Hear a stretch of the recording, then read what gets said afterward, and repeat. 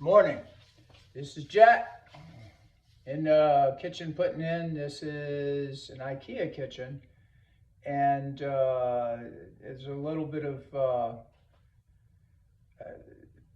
squirreling around with this stuff to make it work. I've had to adapt some of the Ikea cabinets to fit in here and re-support them different ways. So you'll see that as I go through it.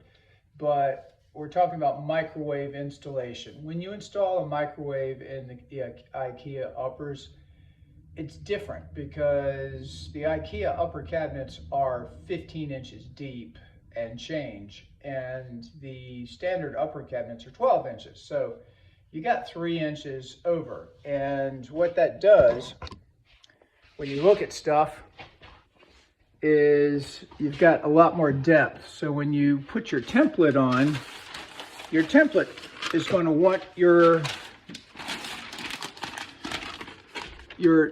drill hole to be about there. And you're going to have to move it forward, because otherwise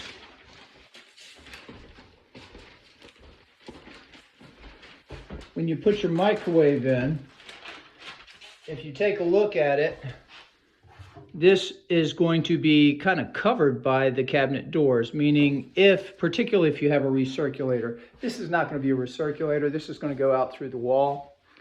But you know, you have two things you have to adjust. You have to, the bottom plate where the actual support strip that holds the bulk of the weight of the microwave is going to go right here.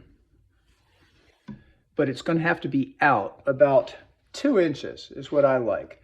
Ikea sells an extension, but they sell it and it's expensive and it doesn't look great. I like to cut a 4x piece of lumber and then jacket it with some good solid, like at least 24 gauge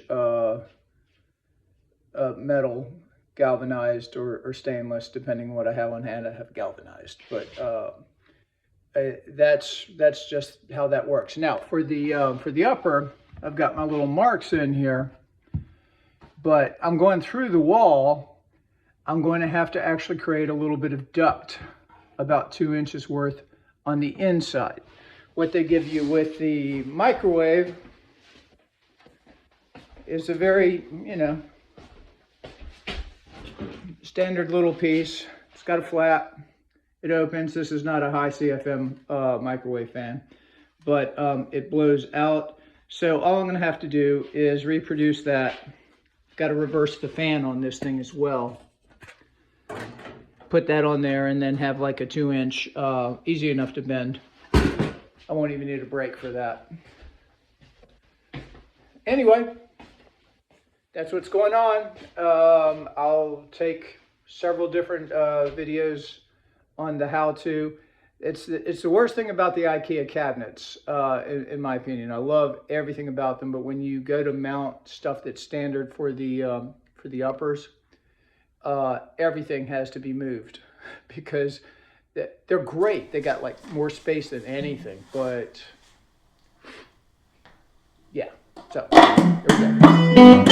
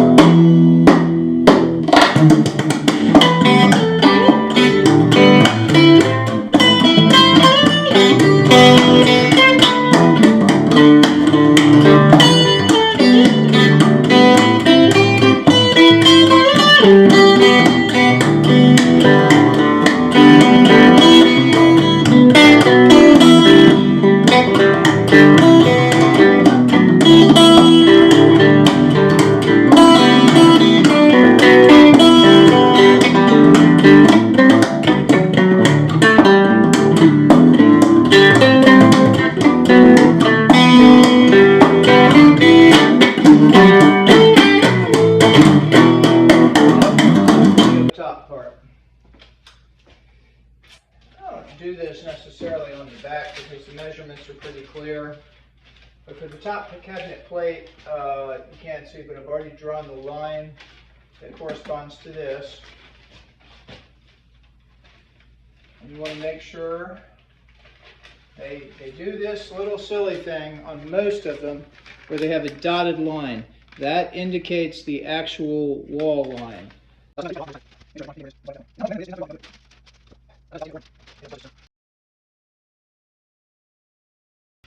also a little less room for error in this part of it than there is in some other things. So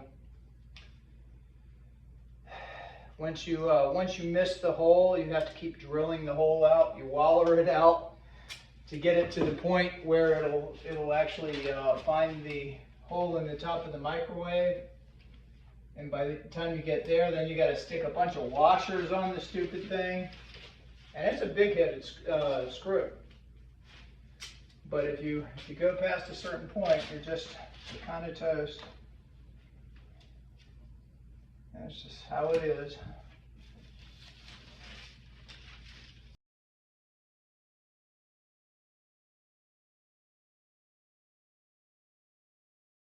I think of lots of ways better to do this, but yeah, speed it. All right. I'll do a small pilot hole on both sides. Make sure I'm on the line.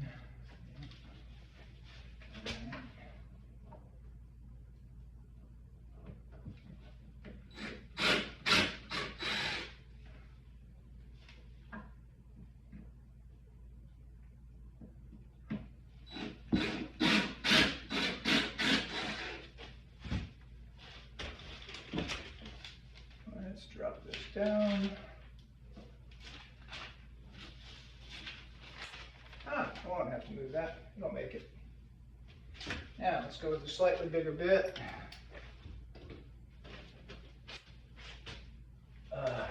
Yeah. Let's do a pilot where the cord is supposed to go.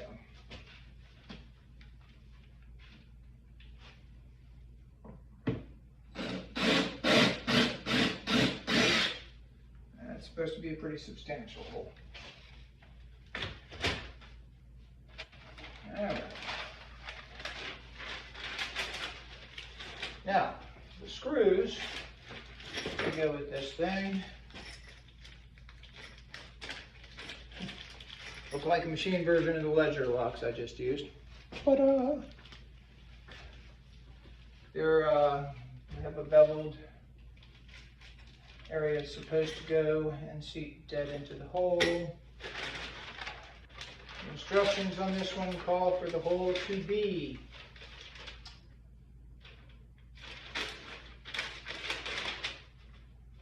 says a 1/2 inch.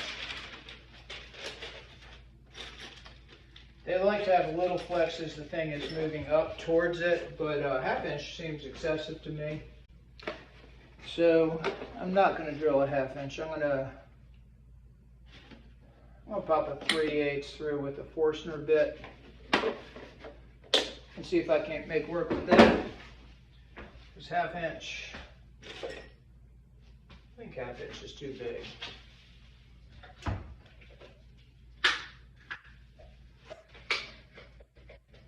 Now, if I end up needing a 1/2 inch, then I can always go bigger, but getting smaller is tough.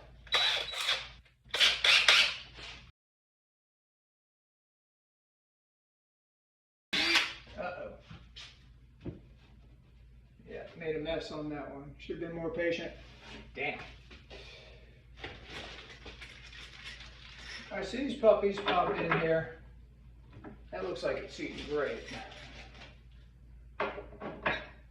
And the trick is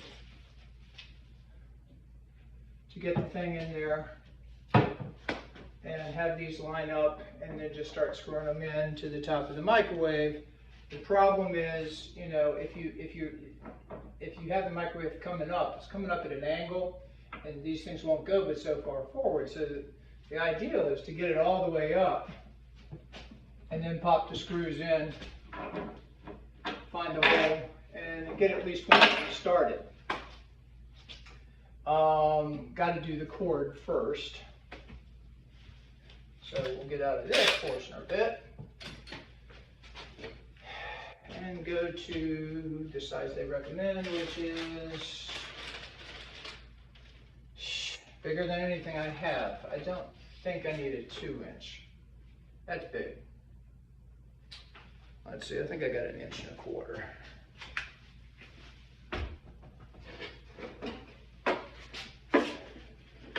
Again, I'm assuming the size of these holes is based on, what have I got? 1 3/8 should do it. I'm not even going to put an 1.5 inch. I've got a couple of really brutal ones, and I've got a 2-inch, but I don't want to put a 2-inch hole there.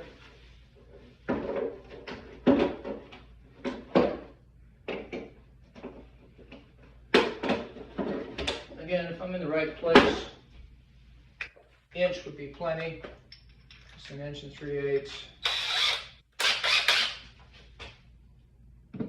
And I'll be patient with this one. They cut very cleanly, even through the finished side of melamine, I find. And that's why I like using them better than I like using power bits. All right, now those of you who know what's going on say, well, he hasn't done his electrical, he hasn't done blah, blah, blah, blah, blah, blah, blah. Yeah, that's true, I haven't.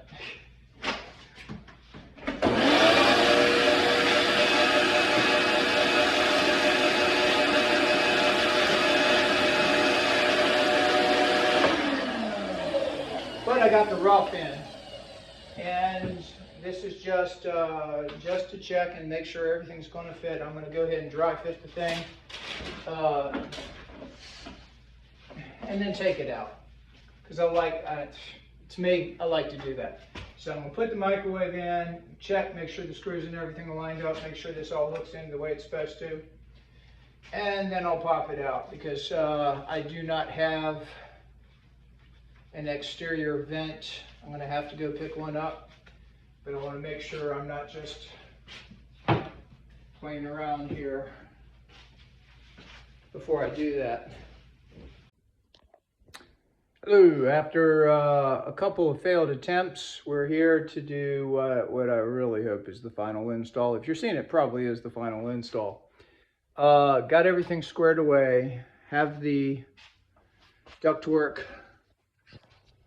with the outside vent in and working. I tested it already. I've had this thing in and out of here 3 times. That's why, you got to do trial fit.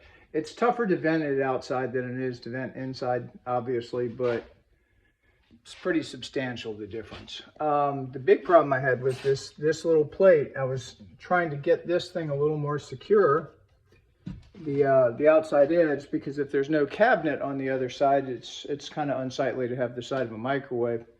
But just the little tiny panhead screws that I had in it were holding it off and keeping it from going up anywhere near level on that side. Look at the dents they put in the top. So, I went with, I flattened it out, recessed the screw holes a little bit, and it should fit fine. That's about it. One final note, and I've had it happen to me several times. These fine thread screws, they're hard to find an analog to them, and they strip pretty easily. Better the screw than the nut in the microwave, but there it is. Anyway, oh, last thing. If you're installing these things in an Ikea cabinet, you have to have a standoff piece of ductwork. If you take a look at this, this is I just did a shell to slide the exterior vent into.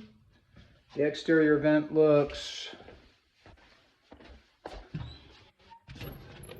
like that.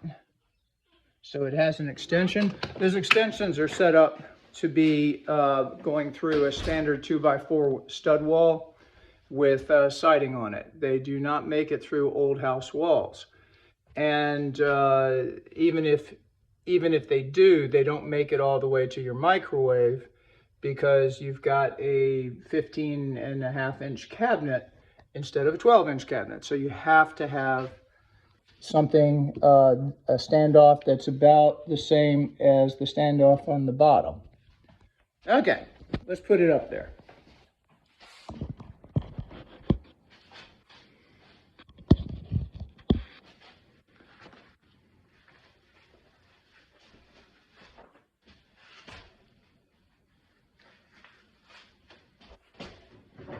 Again, the recommendation is, of course, to use 2 people to do this.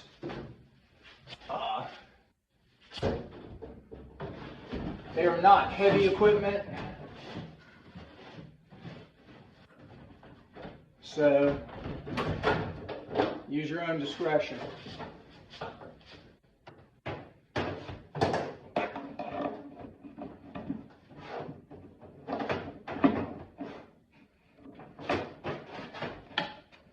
We'll know pretty quickly whether it goes directly in or not,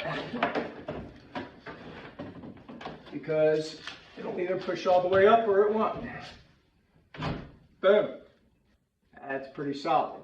Now, always hand start these guys. Make sure you're threading,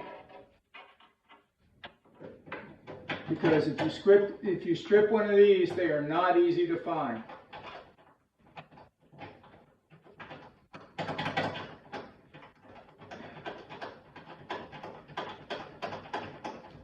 Once it's started, it'll kind of sort of hold the thing in place.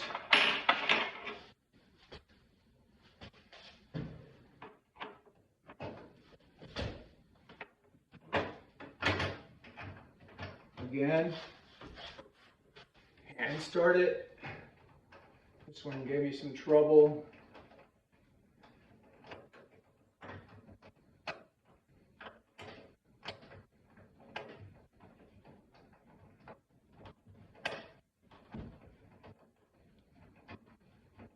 There we go. It's got a couple rough threads, but it's past them. And once you're there, if you're so inclined, if you're not inclined, just use your screwdriver. We go old school the rest of the way. I am not inclined to do that.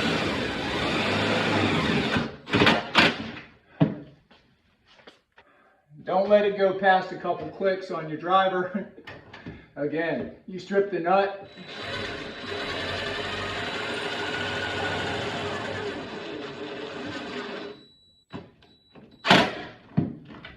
It's not quite game over, but it's game pretty far extended. I'll bundle the cord up later. Boom, we have microwave. And she's sitting nicely on the side, and we have fan. Boom, boom, boom, boom.